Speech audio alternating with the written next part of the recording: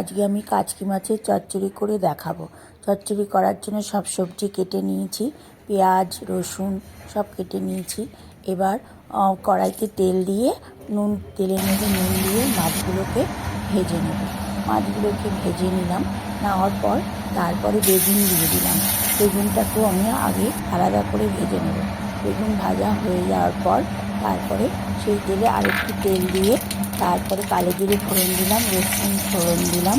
রসুন ফোড়ন দেওয়ার পর তারপরে পেঁয়াজগুলো দিয়ে দিলাম।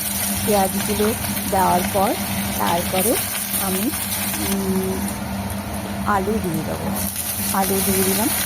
আলু দেওয়ার পর আলুটা ভাজা ভাজা করলাম। ভাজা ভাজা করার পর তারপরে শিম দিলাম। শিম দেওয়ার পর ঝিঙে দিলাম। তারপরে নুন দিয়ে দিলাম।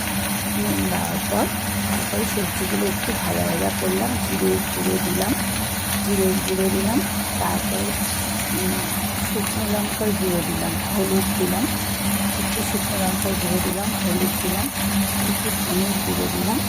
তারপরে কাঁচা লঙ্কা কুচিয়ে দিয়েছি তিনটে, একটু টমেটো দিলাম। দিয়ে এই মশলাগুলো দিয়ে ভালো করে যাতে গন্ধ না হয় ভালো করে কষালাম। তারপরে বেগুন দিয়ে দিলাম। বেগুন দিয়ে তারপরে আরেকটু নুন দিলাম। নুন দিয়ে মশলাগুলো কষালাম। এবার কাশ্মীরি লঙ্কার গুঁড়ো দিলাম রং হওয়ার জন্য। তারপর মাছগুলো দিয়ে ভালো করে ঢাকা দিয়ে তারপরে ধনেপাতা কুচি দিয়ে